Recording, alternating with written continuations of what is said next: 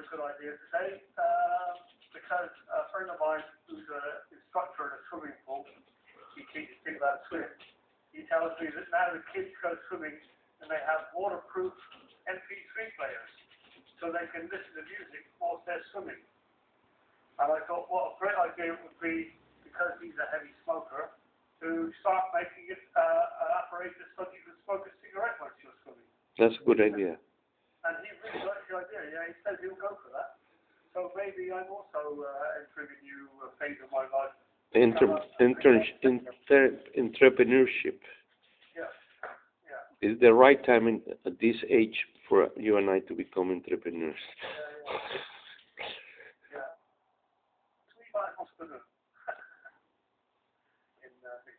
Okay, everything okay with you today? Yeah. And I'm not the only one who thinks that that archive story of yours should be consulted with Guy. Yeah. Actually, Jan wants to talk to you about it. Okay, have you seen the birds are now coming onto the thing? I can zoom in a bit on that, actually.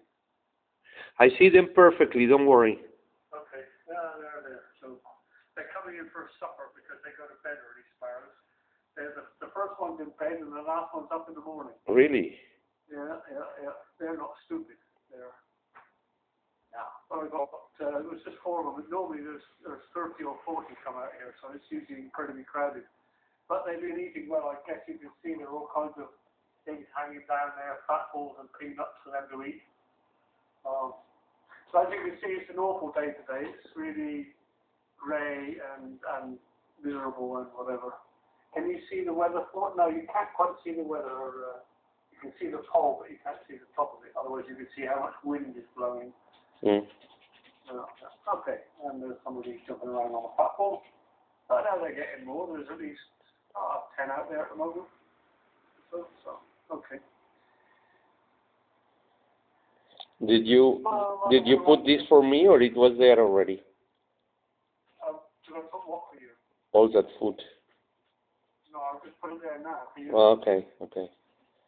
I feed them in the morning, but I sometimes, it's not a good idea to put so much food on the table that it's there overnight. Otherwise, it brings the mice.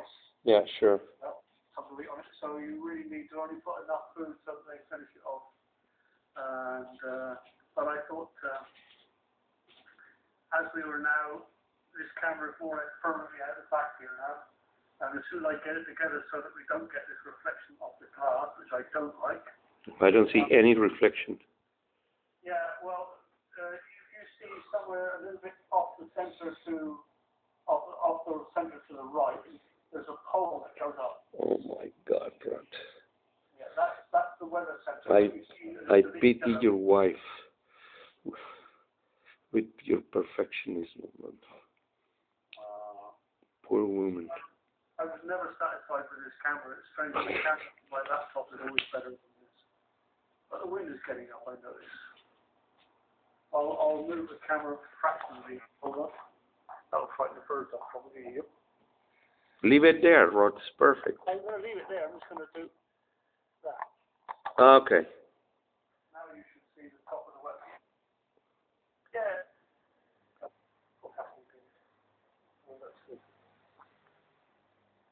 Yeah, about the archive, I'm not sure, all of a sudden I'm not sure that I want to sell it anyway, in a way, but in another part of me, I'm really worried about it because it's got so incredibly big now that, I don't know. And I'm a bit worried about it being down in the cellar, but there's nowhere else I can put it because it's so much. Sell it and buy your wife a new stomach. No, a string of pearls, one, or something like that. I was going to say a mink coat. Yeah, or buy a house in Spain or something. Yeah. Or a shack. By the way, this book I was telling you about, this one by Carlos Zafon. Sifon, yeah. It's a wonderful book. Great. It's a really beautiful book. I've nearly finished it already. Carlos, tell me the name again. Carlos Ruiz Ruiz Zafón. Reese Zafón, yeah. Zafón. It's beautiful. It is a wonderful book. I don't think I've ever read a book like it. It's a very bizarre story. Sometimes it's farcical, it's really funny, and other times it's amazingly sad. And so many different kind of layers going on in it. And his description of people is the best I ever read. It is truly wonderful, his description of people. And it's an absolutely charming story. I would recommend it to everybody. It's one of the most entertaining books I've read for a long time. And I read when I go to bed at night time. And it's almost a shame to go to sleep, and I keep on reading until I almost fall asleep with it in my hands, because you just keep on reading and can I make one more chapter? No, I have to stop. But it is really a beautiful book. Really beautiful book. You should check it out. Apparently the man has written 5 books altogether. Truth read something. Yeah? Yeah, of his... Yeah, ¿Usted conoce ese escritor, Caridad? ¿Quién? Carlos Ruiz Zafón. No, literatura actual no sé. I recommend it highly. Highly. I read all kinds of stuff. I just got a new book on Viking history, so a new Viking history. I read about Bernard Cornwell, who writes also about history, but then as novels. Hey, Rods, what happened with the Belgium guy? Very pleasant, very nice meeting. He was very taken with the archive. He was very impressed with a lot of the stuff that I showed him in there. I showed him the most beautiful stuff. He likes printed matter, and he really likes printed matter from the 70s. So he wanted to see stuff from Fandangos and other stuff that I had in the archive from the 70s. But he just went through one box. He went through it page by page. And that was enough. I mean, if you want it like, it will be the same as happened with Agra. If you want to go through it, it's going to take you a year to go through this and check all. And he's coming back or what? He said he would, but I don't know whether he will. You know, people always say these sort of things and whatever. But he did say, yeah, I will definitely see you again. So. And he is kind of interested in the audio now, because I talked to him a lot about audio art and sound poetry. Who is interested? Who did you say is you're interested? The Belgian guy. Okay. I talked to him about sound poetry, showed him some of the books I have, and about audio art, and showed him some of these books. And he became very interested. He said he didn't know anything about this at all, really, and he found that very interesting, especially sound poetry, because he specializes in poetry, that's his specialty.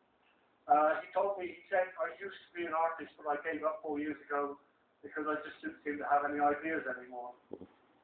So I gave him a very sideways look, and he said, yeah. So in other words, no, he's,